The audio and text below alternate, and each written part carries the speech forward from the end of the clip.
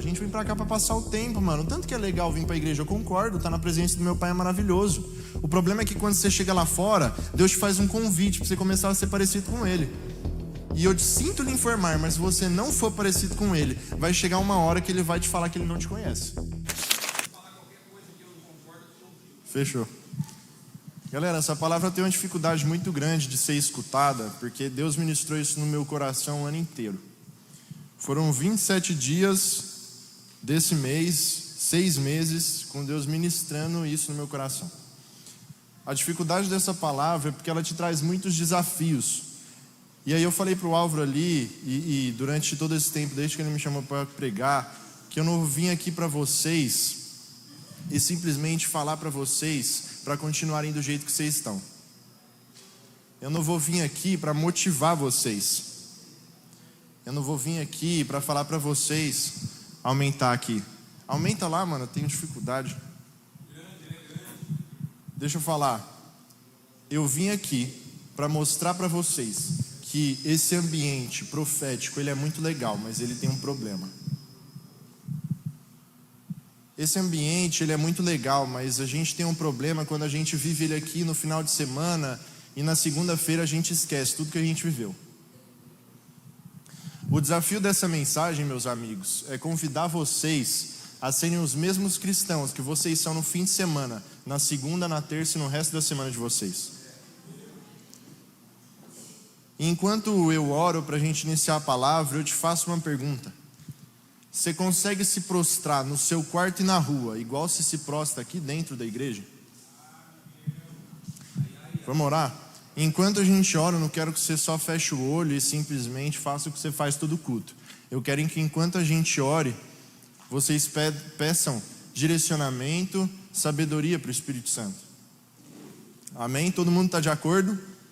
Eu preciso que vocês me ajudem nessa pregação, no sentido de invistam nela, não só com o seu olhar ou com o seu ouvido, mas com a sua voz. Então quando eu falar algo que você concorda, você vai dar um amém. Amém? Amém. Todo mundo, amém. Vamos orar? Senhor, em nome de Jesus, nós te agradecemos por mais uma vez termos a oportunidade de adorar o teu nome com as nossas vidas, ó Pai. Em nome de Jesus, eu te agradeço por todas as pessoas que estão aqui hoje. Em nome de Jesus, Pai, eu te peço, nos mostre o quanto nós somos pequeninos. Abre os nossos ouvidos não para ouvir, abre os nossos ouvidos não para entrar por um ouvido e sair pelo outro, mas abre os nossos ouvidos para escutar. Amém. Galera, não sei se eles vão colocar aqui no Data Show, mas o tema dessa pregação é o fruto do discipulado. Chegou a unção, galera. Fruto do discipulado, é maturidade. E esse é um culto meio atípico para a gente falar de maturidade. Tem um policial na minha frente. Gente, no caso ele dá aula de boxe, ele não é policial. Então assim, é meio atípico a gente falar de maturidade hoje, mas na verdade eu falei com o Cimei, quando eu mandei o esboço para ele me dar umas dicas e tal, eu falei para ele, mano, esse esboço aqui que eu fiz é um X-tudo. Na verdade eu não vou te falar profundamente, Aninha, para você fazer tal coisa ou repetir tal coisa. Mas eu vou falar para você viver uma vida de acordo com o que Jesus e todo mundo que escreveu a Bíblia, o que as Escrituras dizem na nossa vida. A gente começar a praticar, ao invés de ficar aqui dentro da igreja, participando de mais um clube social, do que de realmente um lugar que, de acordo com as Escrituras, se assemelha muito mais a um quartel de guerra do que para só um ambiente. Porque é muito legal ter o Teco fazer uma ambiência brabíssima com um pad ali atrás. Fica muito mais fácil você sentir a presença de Deus. Mas a maturidade é a gente entender.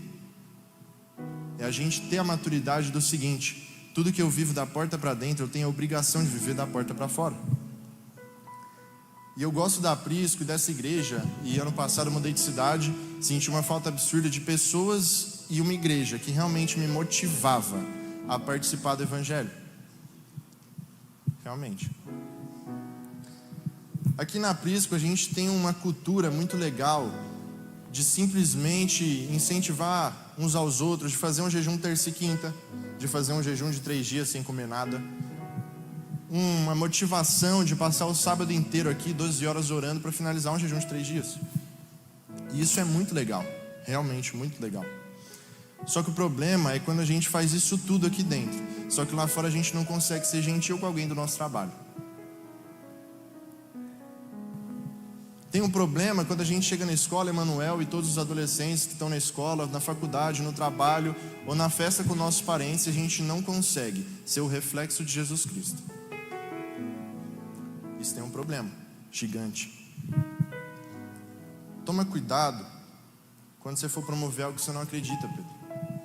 Toma cuidado quando você for falar de Jesus para alguém e a pessoa não vê nada de Jesus em você. Talvez isso seja um aviso de que realmente você não tem nada de Jesus. Porque, como eu disse, é muito fácil, galera, ouvir uma voz maravilhosa igual a da Bruna, do Carlos, do Pedro, do Cimei, e você se debruçar na presença de Deus. É muito legal, é muito fácil. Quando o Teco faz uma ambiência, é muito legal, é muito fácil você se debruçar no chão e começar a chorar. O problema é que não é nada fácil você chegar no seu ambiente de trabalho e começar a ser um reflexo de Jesus na vida das pessoas que estão andando com você. Como eu disse, isso aqui não é um clube social para você ver seus amigos. E eu digo isso, eu tenho grandes amigos aqui, Pedro Vilela, Álvaro, todo mundo.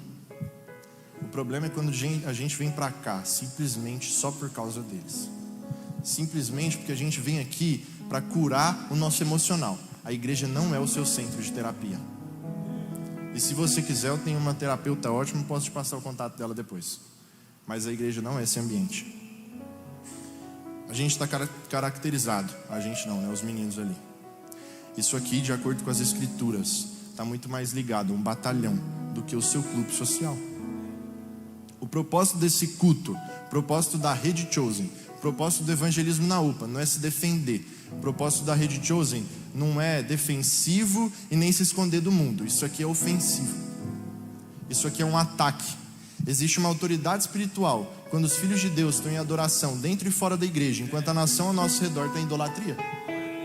Ou você acha que o Neymar entrar em campo, sei lá que dia que foi o jogo, durante 10 minutos, seu Instagram foi bombardeado com uns 500 vídeos dele, você acha que isso não é idolatria?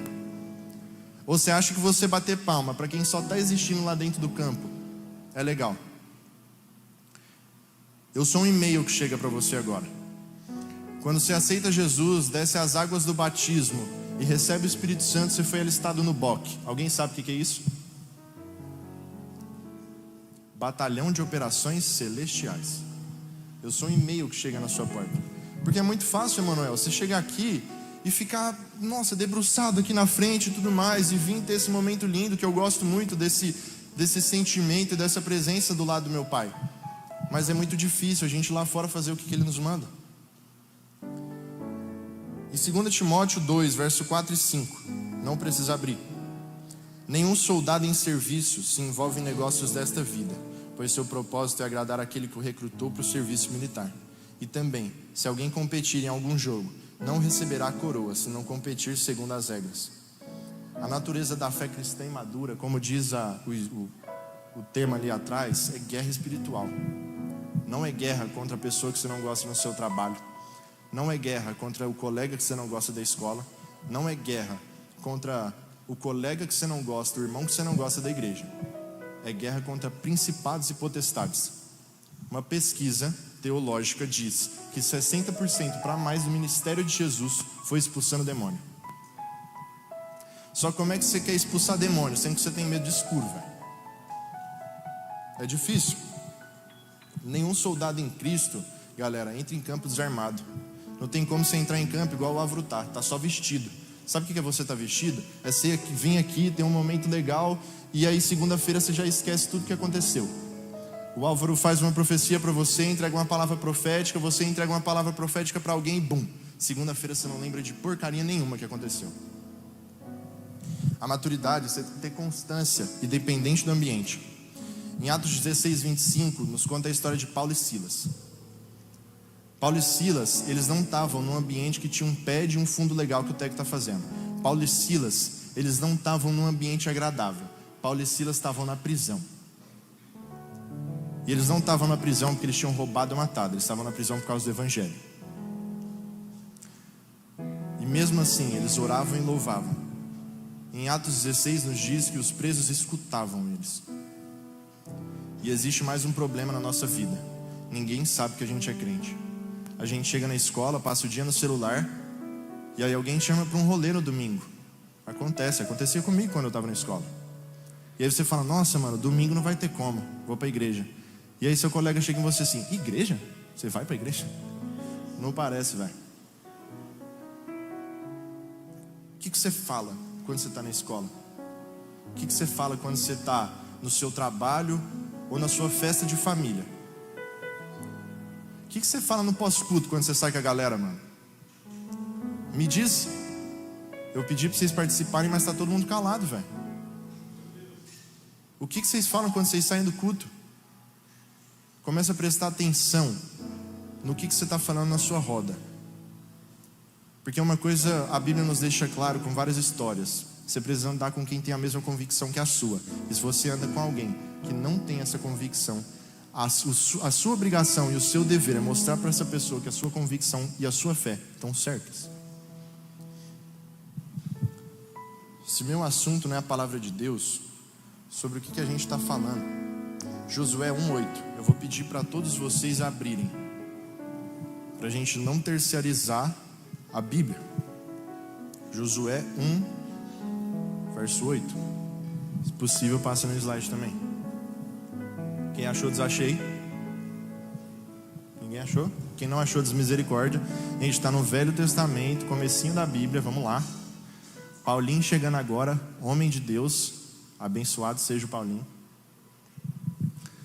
Quem não achou, desmisericórdia. Galera, eu preciso que vocês interajam comigo. Quem achou, desachei. Quem não... 1, verso 8. Achou, Diego? Ou não? Achou ou não? Vamos lá? Este livro da lei não se apartará da tua boca. Antes, meditarás nele dia e noite, para que cuides de fazer conforme tudo quanto nele está escrito. Porque então farás prosperar o teu caminho, e então serás bem-sucedido. Eu quero fazer uma pergunta sincera para vocês. Levanta a mão quem tem a plena convicção de que está praticando a Bíblia todo dia. Plena convicção. Ou está difícil? É difícil. E eu não estou falando para você que praticar a Bíblia é você ser santo e não cometer nenhum pecado e realmente ser parecendo um querubim. Não, eu estou falando que você praticar a Bíblia, você tentar ser parecido com Jesus todo dia. Eu repito, sobre o que você está falando quando você sai do culto, velho? O que você está falando no trabalho visual? Quando você está na barbearia, sobre o que os seus clientes falam? Porque eu lembro que na minha época de escola, eu tinha um amigo cristão, se chama João Marcos. Um abraço para o João Marcos. Era o meu único amigo cristão que eu conhecia na escola. E eu lembro que quando a gente estava conversando e entravam outras pessoas na roda, às vezes eu e ele entravam numa roda que as pessoas estavam conversando sobre um assunto nada a ver, e eles mudavam o assunto só porque eu e ele entravam. E eu não estou falando para vocês que eu sou a maior referência que vocês poderiam ter. Eu estou falando para vocês que eu estava fazendo o mínimo que Jesus nos pede. Filipenses 4, versos 6 ao 8. Vou pedir para vocês abrirem de novo, para a gente parar de terceirizar o que eu estou lendo. Não é só porque eu estou com o microfone na mão que vocês vão achar que tudo que eu estou falando é verdade, amém? Vocês precisam olhar a Bíblia, amém? Amém? Vamos? Filipenses capítulo 4, do verso 6 ao 8.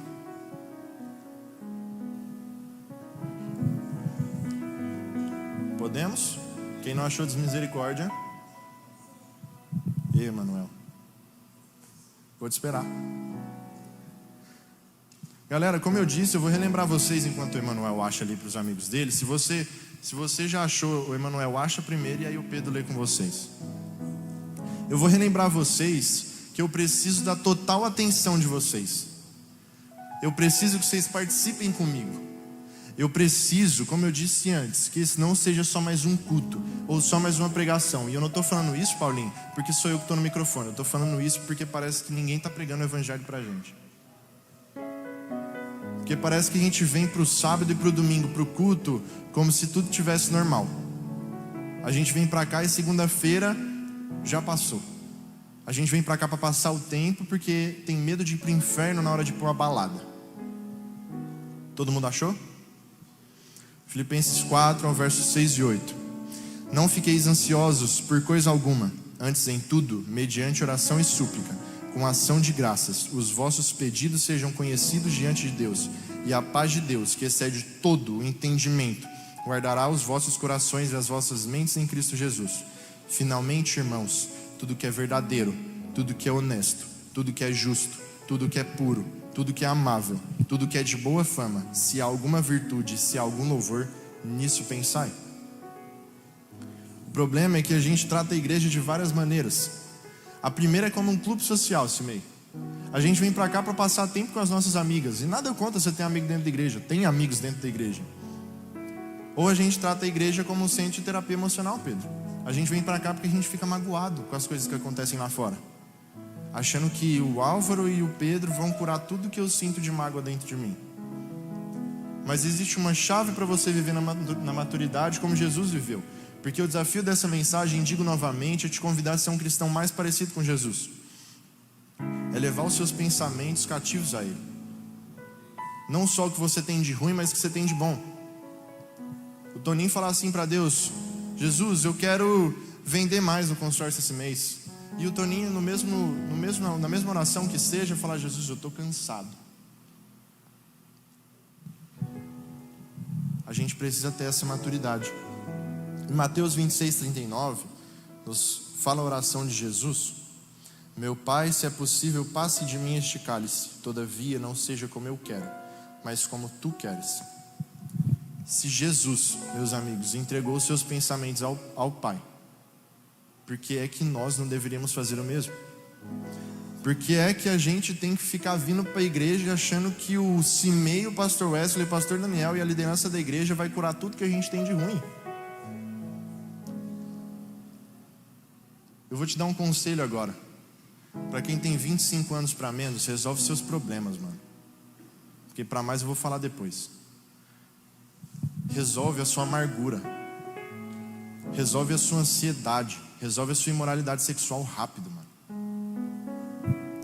Você se ofende fácil. Acaba o culto, você vai cumprimentar alguém, a pessoa não te cumprimenta, você passa a semana inteira remoendo. Você não lembra de uma coisa que o pastor Wesley diz na palavra, mas remoer que o irmão não te cumprimentou porque nem te viu, aí sim. Conselho para quem tem 17 anos para menos, e parece que eu não tenho muito local de fala, mas eu tenho. Para de buscar namoro, mano. Resolve sua carência emocional volátil primeiro. Vem cá, Pedro. Vem cá, Álvaro. Agora o Pedro vai ser o meu... Nossa, eu não vou falar isso não. Senta aí, aqui do meu lado. Eu vou falar para vocês, vamos sentar para cá, porque aqui o notebook atrapalha. Eu vou contar para vocês o que acontece na nossa vida, não só cristã. Existe uma pesquisa mundial, de que namoros que começam antes dos 17 anos, 99% das vezes não terminam em casamento. E existe uma pesquisa do Barna, que é como se fosse o IBGE cristão, é o maior centro de pesquisa que existe, de que dentro da igreja esse número sobe para 99,5%. Então deixa eu te falar, você não é tão especial. 0,5% você acha que você vai dar certo. Você não trabalha, você não tem condição financeira, você quer namorar, beleza. E aí vai chegar um momento, levanta aí, sobre a imoralidade sexual. O que acontece muito em casais antes dos 17 anos, e mais também. Vai chegar, agora você é o meu cônjuge. O Álvaro é o nosso líder. E aí a gente vai chegar aqui e vai falar assim: Álvaro, a gente tropeçou, cara. Tropeçou não. Tropeçar, você tropeça na rua. Você projetou todo esse pecado. E aí você vai colocar no Álvaro toda a responsabilidade que você tinha que ter tido quando você decidiu namorar. Deixa eu te falar, de novo, você não é tão especial. Eles são especiais desse nível? Não. Então deixa eu te falar. Para de buscar um relacionamento para resolver a sua carência e começa a vir para a igreja. Buscar isso em Jesus. E não colocar essa responsabilidade no outro. Porque quando você tem 17 anos para menos, eu digo isso com alguém que fez 18 anos há pouco tempo atrás, você já tem um monte de responsabilidade que você nem sabe resolver. Todo mundo concorda que o namoro é uma responsabilidade ou não? E muito. Quem não tem dinheiro não namora não, fica quietinho. Porque na hora que ela te falar assim, eu quero comer um sanduíche, e você não tem dinheiro para pagar nem para você? Então deixa eu te falar um negócio. Isso é muito mais fundo do que a gente imagina. Pode ir lá, obrigado. Isso é muito mais fundo do que a gente imagina, galera. A gente colocar essa responsabilidade um no outro, que a gente nem sabe. A gente não sabe resolver um problema da escola. Nossa mãe ainda é chamada, sua mãe ainda é chamada lá na escola para resolver seus problemas. E você está achando que tem a capacidade de resolver os problemas de um namoro. Agora, um problema de quem tem 25 anos para menos de novo. Resolve o seu pecado de moralidade sexual rápido. De novo, Barna. Tem uma pesquisa dentro da igreja. Homens e mulheres. 85% dos jovens da igreja de 25 anos para menos lutam constantemente contra a pornografia. O problema é que quando eu falo esse nome, ele faz assim, ó. Eu falo esse nome, você se assusta, porque você não resolve o seu problema. Para as meninas, apaga o Instagram se está te fazendo pecar. A mesma coisa para os homens. Sabe como é que você cultiva o pecado de moralidade sexual? Você está lá no seu Instagram, passa 5 horas por dia naquela porcaria, fica rolando rios o dia inteiro. Aí você para, vem cá Pedro de novo. Você vai ser nosso ator hoje. Pode ficar em pé. Você tá, fica aqui na frente, vamos lá, para todo mundo ver, todo mundo me vendo, tá bom? Vendo o Pedro, na verdade. Você tá rolando rios no Instagram o dia inteiro, no Instagram e no TikTok. Não, pode fazer na mão, qualquer jeito. Teatro. Você tá rolando aqui, ó, e seu cérebro recebendo dopamina pra caramba, não sei o que, dopamina, muita dopamina. Aí entra no TikTok, passa 5 horas por dia, você lava a louça depois do almoço e depois vem pra cá. E vem pra cá, e mais, e o cérebro, dopamina.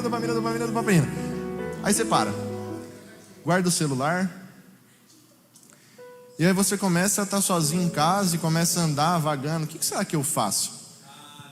E seu cérebro assim, eu quero dopamina. Eu estou aqui há 10 horas, eu passei o dia inteiro nesse Instagram aqui, nesse monte de dopamina barata. O que será que eu vou fazer agora? Será que eu peco? Nossa, mas eu estou tentando ter um relacionamento com Jesus. E aí o diabo vai te rodeando. E ele vai falando bem assim, ó. E quando você fala, vai lá, peca. Deixa eu te falar. A graça, a misericórdia e o amor de Deus são infinitos. E ele vai falando manso e rodeando. São infinitos. A graça de Deus é infinita. Quando você pecar, depois você pede perdão e tudo se resolve, você não acha? Tá vendo? É muito fácil. E aí vai lá, você faz um projeto, você pensa num plano e executa. E depois o diabo vai lá e engrossa a voz. E todo espírito maligno que estava sobre a sua vida naquele momento começa a falar: você não serve para nada. Deus nunca vai te perdoar. Por que você vai para a igreja? Não serve de porcaria nenhuma. Tá vendo? Você pecou, você não conseguiu mais uma vez. Deus nunca vai te perdoar. E você sempre vai ser esquecido. Tudo que Deus tinha para guardar na sua vida, Ele colocou sobre outra pessoa. Sabia? Pode ir? Então deixa eu falar. Resolve logo todos os problemas que você tem, mano. Um aviso para quem vai casar. Também é um projeto, a imoralidade. Primeiro você recebe uma mensagem: vamos tomar um café? Que cafezinho beleza, hein? Depois do café, você vai para um jantar para conhecer melhor. E depois desse jantar, você vai para uma viagem de negócios. Você passa o fim de semana na casa de um amigo. Você passa o fim de semana num chalé que sua família alugou para fazer um aniversário. O problema é que a gente vem para a igreja, galera, só existindo. para passar o tempo lá. A gente vem para cá para passar o tempo, mano. Tanto que é legal vir para a igreja, eu concordo, tá na presença do meu pai é maravilhoso. O problema é que quando você chega lá fora, Deus te faz um convite para você começar a ser parecido com Ele. E eu sinto lhe informar, mas se você não for parecido com Ele, vai chegar uma hora que Ele vai te falar que Ele não te conhece. Tem muita gente que só está existindo. Tem uma boa casa, casou bem, tem dinheiro, tem um bom carro, Bruna, mas só está existindo. O evangelho ele é duplicado. Quando você está vivo para o mundo, você está morto para Cristo, mas a partir do momento que você quer ser vivo para Cristo, você morre para o mundo. A gente precisa entender que a partir do momento que uma pessoa não conhece a Cristo, ela está morta. Vocês concordam comigo ou não? Eu pedi um pouco de incentivo e participação, mas vocês estão calados.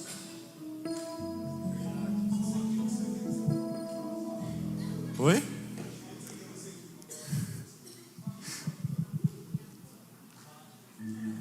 Mas eu tenho que te contar uma coisa. Todo mundo aqui está vivo para Cristo, amém? Levanta a mão se você está vivo para Cristo. Isso, galera, vamos lá. Agora eu vou te desmotivar de novo. Cabe a nós, vivos para Cristo, apresentar a ressurreição em Cristo Jesus para os nossos parentes que estão mortos.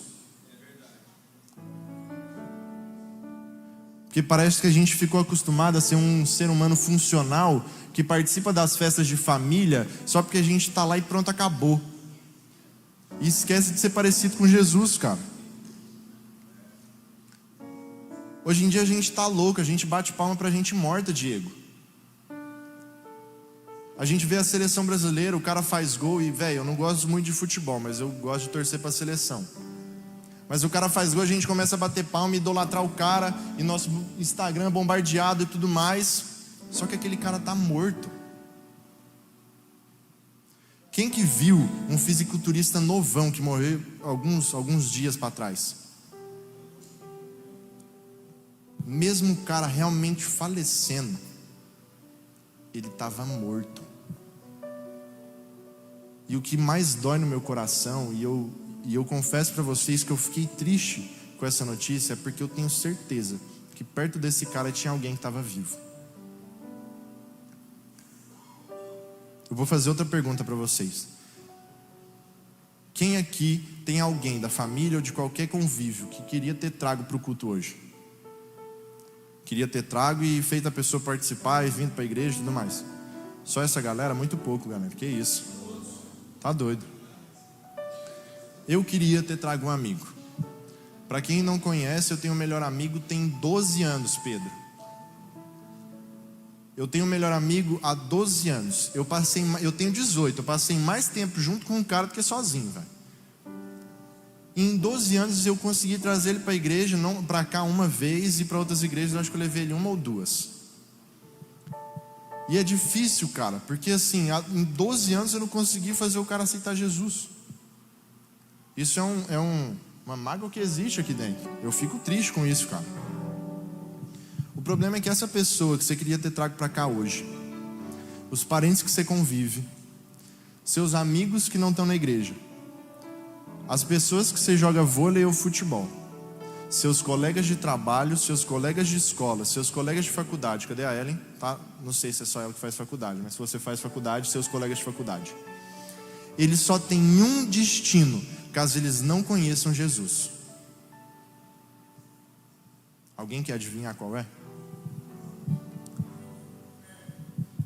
E todo dia você vai para a escola ou para o trabalho, vai para a faculdade, 7, 8 horas da manhã, vê alguém cuja único destino é condenação eterna. Isso não move o seu coração?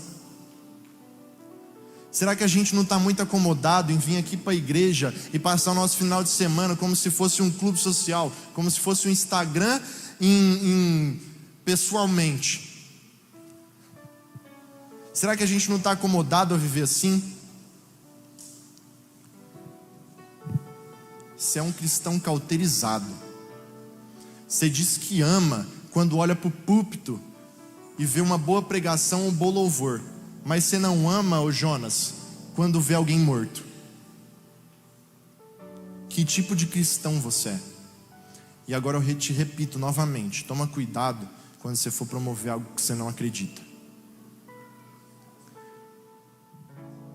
Porque eu acredito, galera, que existem duas pessoas aqui na igreja. As que estão aqui por convicção e fé em Cristo Jesus, ou as que estão aqui por vibe boa. Que a gente vem aqui, adora, pula, se alegra, mas o que realmente a gente vive dentro do quarto? Se você está pela vibe boa, junto com as pessoas que você queria ter trago, você vai ser pego pelo céu ou pelo inferno. Não tem área cinzenta, Pedro. Não tem purgatório. Não tem meio termo. Ou é lá ou cá. Acabou. Não tem um lugar onde a gente vai pagar pelos nossos pecados e depois viver eternamente com o Rei dos Reis. Pensa bem no que você está fazendo no seu quarto, velho. Pensa bem quando você estiver nos rolês com seus amigos, eles te oferecerem alguma coisa e você aceitar. Porque quando o Espírito Santo te comove aqui na igreja para você aceitar Jesus novamente, se reconciliar, você pensa, mas com seus amigos não. E aí você fala: Miguel, mas os meus amigos, Aninha, da escola, eles são tão gentis, cara, eles são generosos. O pessoal do futebol, Emanuel, eles são tão legais, velho, eles são, sabe, sei lá, eles são gente boa. Deixa eu te falar um negócio, quem que é bom? Alguém consegue me responder? E se eu disser para vocês, Romanos 3, verso 12, eu quero que alguém abra para ler para mim. Uma pessoa abre Romanos capítulo 3, verso 12, e outra pessoa vai abrir em Marcos capítulo 10, verso 18. Quando vocês abrirem, levanta a mão que eu vou até vocês. Romanos 3, verso 12. Lucas está ali. Você abriu qual, Lucas? 3, 12. Alguém para abrir Marcos 10, 18? 10, verso 18. Fechou? Vem cá, Lucas. Não dá tanto, né? Tá doido. Gente, todo mundo olhando para cá, prestando atenção no Lucas. Leia aí pra gente. Todos se desviaram, todos se tornaram inúteis. Ninguém faz o bem, nenhum sequer. Vamos lá, Pedro. Fala pra gente. Você quer falar? O Marcos, é Marcos. Marcos 10, 18. Tá aí? Fechou. Jesus respondeu: por que você me chama de bom? Só Deus é bom e mais ninguém. Vocês conseguiram entender? Ou não? Todo mundo entendeu? Preciso que vocês participem comigo. Todo mundo entendeu? Sim. Amém? Então assim, toma cuidado quando você for chamar alguém de bom. Se não for pela graça e misericórdia de Deus, ninguém é bom. E a gente entra em Gálatas 5, verso 22 e 23. Abre aqui, por favor, quero que todo mundo abra novamente. Eu quero te fazer ficar desconfortável. Abre aí, Lael, todo mundo. Vamos lá, abrir a Bíblia. Não, mas abrir. Vamos lá.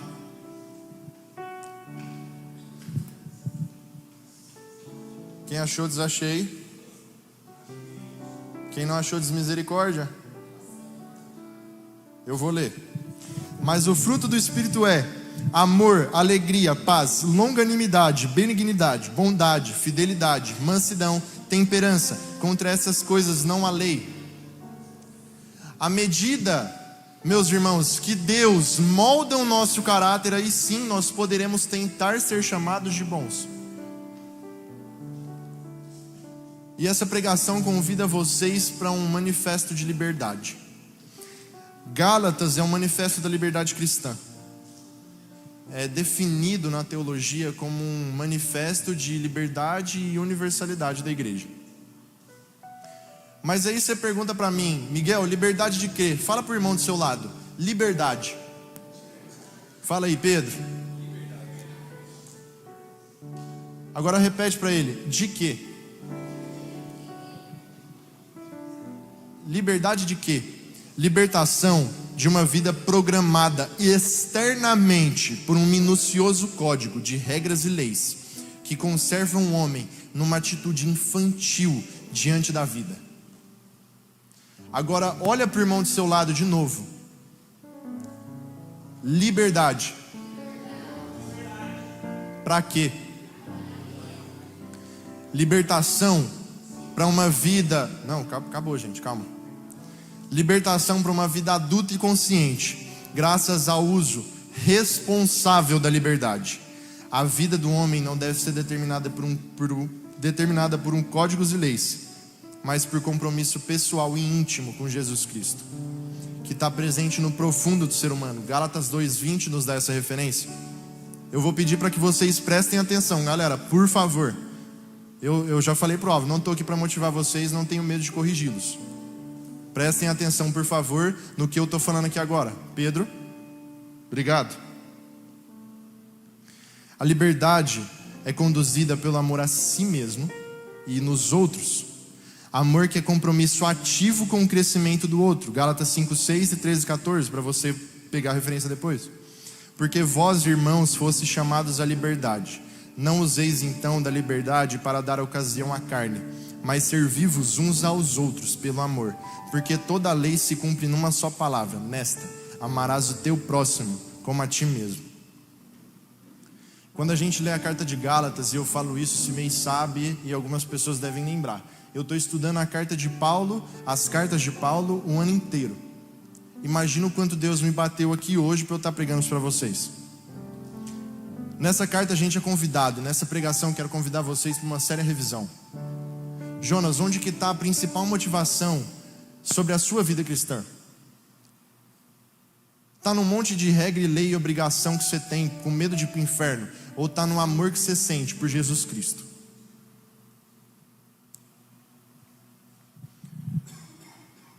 Deixa eu falar. A igreja não vai te castrar. Lembra do pecado de moralidade sexual que eu falei antes? A igreja não vai te castrar, mano. Ela não vai jogar seu celular na parede por você. Isso que eu te falo, se o seu celular te faz pecar, taque ele na parede. Se o seu namoro está te fazendo pecar, termina. Nossa, Miguel, mas você é muito radical. Radical o quê? Jesus fala pra gente que é melhor que um braço nosso seja arrancado e um olho seja arrancado do que todo o nosso corpo seja queimado no fogo do inferno. Aí você me diz, você ama mais a pessoa que está do seu lado, e eu sinto isso porque eu cometi esse erro. Você ama mais ela ou você ama mais Jesus? O problema é que a gente se acostumou a vir para a igreja para ver se a gente melhora. A gente começou, Diego, a vir para a igreja para ver se a gente consegue esquecer tudo que a gente fez no passado. E eu não tenho nada contra você vir para cá porque você tem um passado para contar. Eu sou contra você vir para cá achando que simplesmente por frequentar um local você vai ser moldado e mudado. Deus nos chamou, João Pedro, a nossa geração, para jogar videogame o dia inteiro. Deus nos chamou a nossa geração para ficar rolando Reels e TikTok o dia inteiro. A gente lava a louça depois do almoço e fica lá no Reels e no TikTok. Acabou. Estão pregando pra gente o evangelho hoje em dia, Álvaro, que é ficar pulando aqui na frente igual no louvor, igual a gente está fazendo. E eu não tenho nada contra a gente pular aqui. Estão pregando pra gente o evangelho, que é vir pular no louvor, ouvir uma boa palavra, esquecer dela na segunda e no domingo de noite postar uma foto que o Diego tirou. Hashtag Jesus, oh man. Hashtag lifestyle cristão. Hashtag Jesus loves you. Eu vou te contar outra pesquisa. Até 2030, daqui 4 anos, 3 anos e meio, 35 a 40% da população brasileira vai ser crente. Isso dá mais ou menos umas 70 milhões de pessoas. E eu te faço uma pergunta: qual evangelho que elas estão aprendendo e praticando, Pedro Gold? Elas estão aprendendo e praticando o evangelho da hashtag, que faz a gente simplesmente ser um cristão domesticado. ou é um evangelho que muda completamente o nosso caráter através de um amor espontâneo por Jesus Cristo? Elas estão aprendendo o evangelho que é ficar pulando na frente do louvor e postar, porque hoje em dia é favorável ser cristão. Hoje em dia está no lifestyle. Hoje em dia você vê um monte de MC, de gente famosa que está morta, postando assim, devocional de hoje. Gente, o MC Pose postou ele lendo a Bíblia, velho. E a pergunta que eu te faço é: que evangelho que o cara está aprendendo, mano? A gente acostumou, Débora, a vir para a igreja, ficar acomodado e não imaginar e não lembrar que Jesus Cristo nos dá a responsabilidade de transformar a sociedade inteira através do nosso amor por Ele. Quando o Álvaro faz uma profecia aqui na frente, é muito bonito a gente ver. É muito bonito a gente ver o Álvaro falando que a responsabilidade da cidade de Araguari está em cima das costas da comunidade aprisco, mas a gente acha muito feio sair lá fora e pregar o evangelho para alguém. A gente acha muito feio ir lá fora e alguém descobrir que a gente é crente, mano. Existe uma vida, Aninha, fora das quatro paredes, onde a gente é luz do mundo e sal da terra. Ou você acha que vir para a igreja no sábado e domingo tá bom? Porque se tá bom, eu vou cantar uma música que eu não lembro o nome do pastor, mas viralizou. Pegue o seu banquinho. Alguém lembra? Um cara cantou.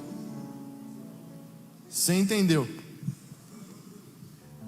E aí? Onde que a gente está sendo convidado aí, velho?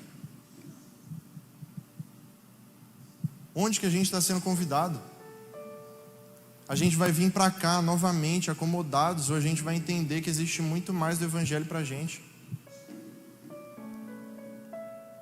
Mas não tem como você enxergar, não tem como você mostrar, não tem como você preencher o vazio a alguém, se ainda não aconteceu com você.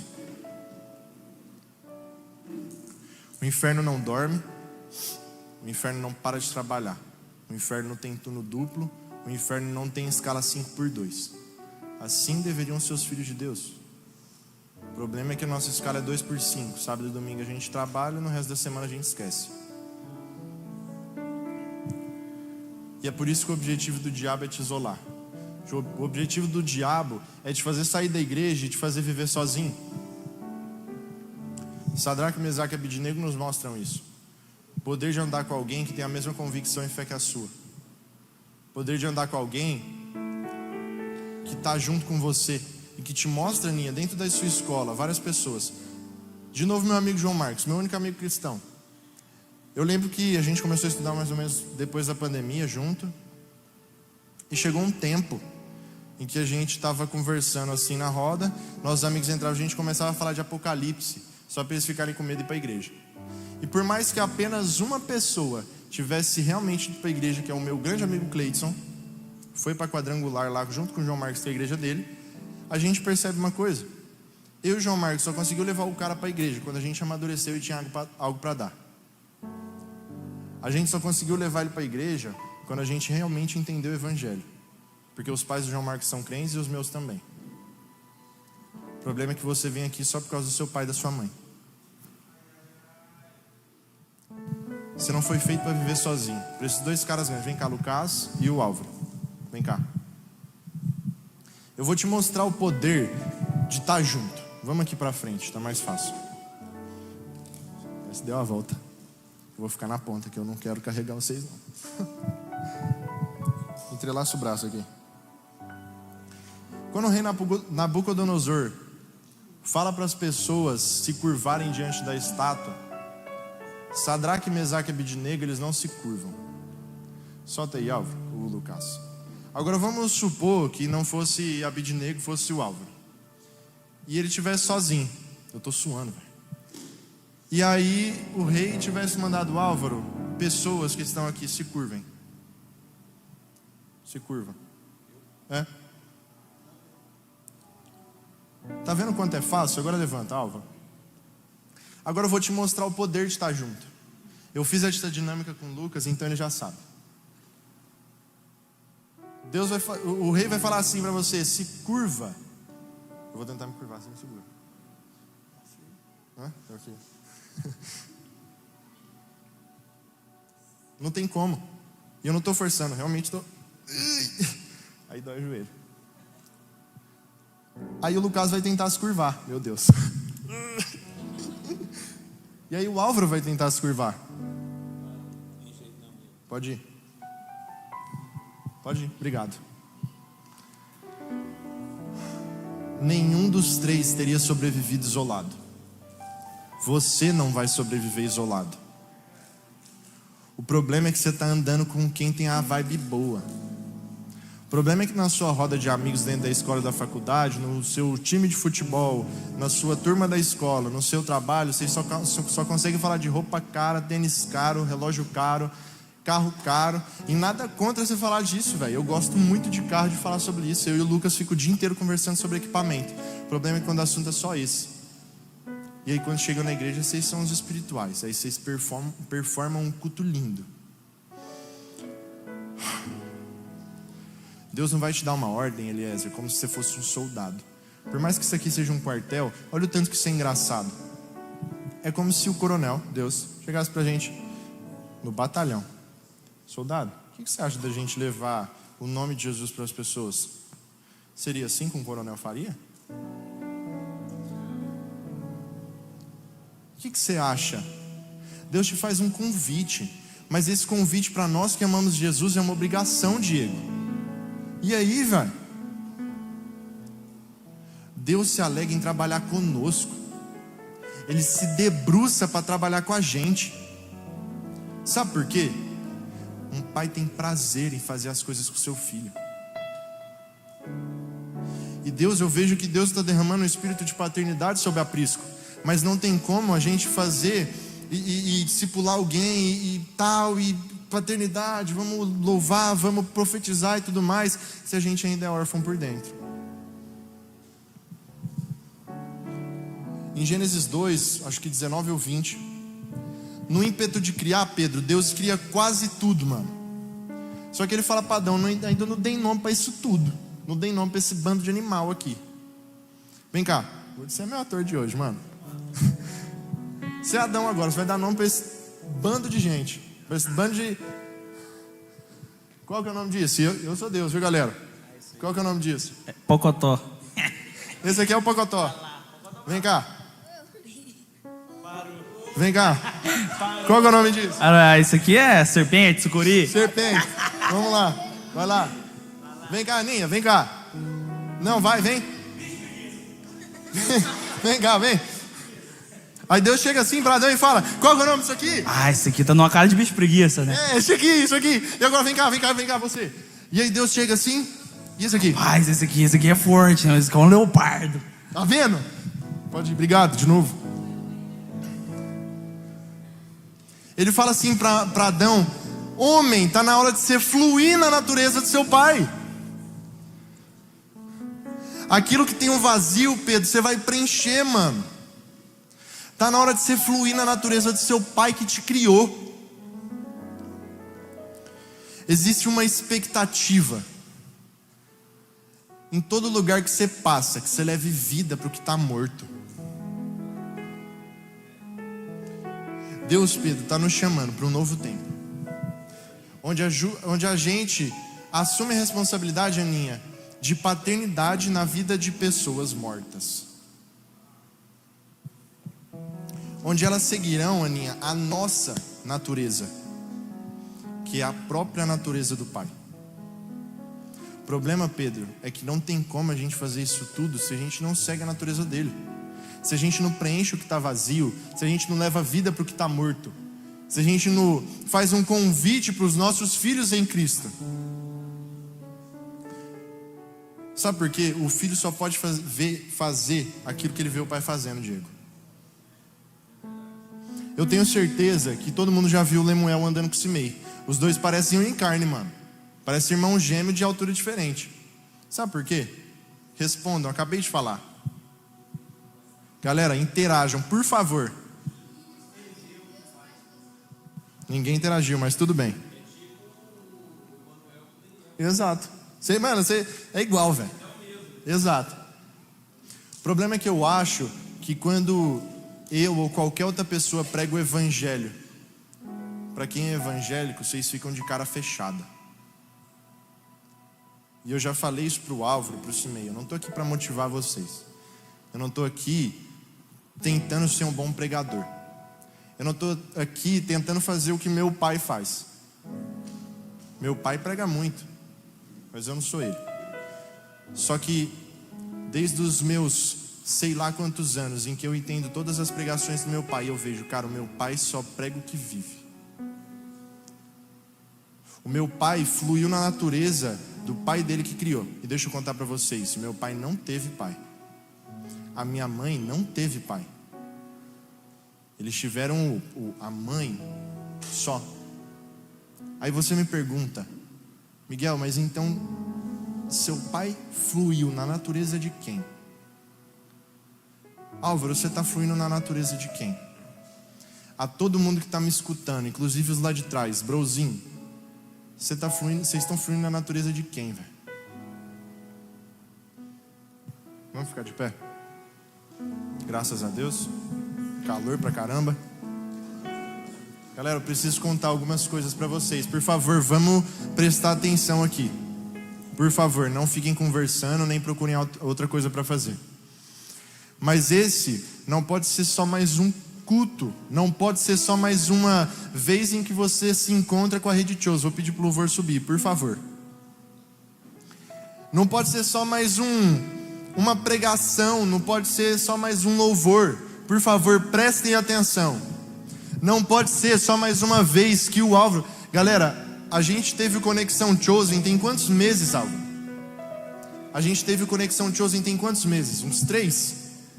Há 3 meses atrás, a gente colocou a bandeira do Brasil no mesmo lugar e recebemos a mesma profecia. O problema é que a gente ouve isso tudo e sai daqui como se nada tivesse acontecido. A gente está acomodado a vir para cá, ouvir um bom louvor, ouvir uma boa pregação e não fazer nada quando sai da porta para fora. Tem que haver uma expectativa sobre você mesmo. Tem que haver uma expectativa de que aquele que entra não é o mesmo que sai. Uma expectativa de que essa pregação e esse culto não vai começar nem hoje nem amanhã, vai começar na segunda. Agora é hora de você começar a soprar a vida, Ninha. É hora de você chegar na sua escola e as pessoas que te olham falam, nossa, como ela é linda. Começar a ver, nossa, como ela parece com Jesus. O que é basicamente a mesma coisa. Mas deixa eu te falar, não tem como você fluir na natureza do seu pai. Não tem como você ser parecido com Jesus e pregar isso às pessoas, se isso não aconteceu com você. Alguém lembra como que é a frase da Rede Chosen? Cadê o... Lembra?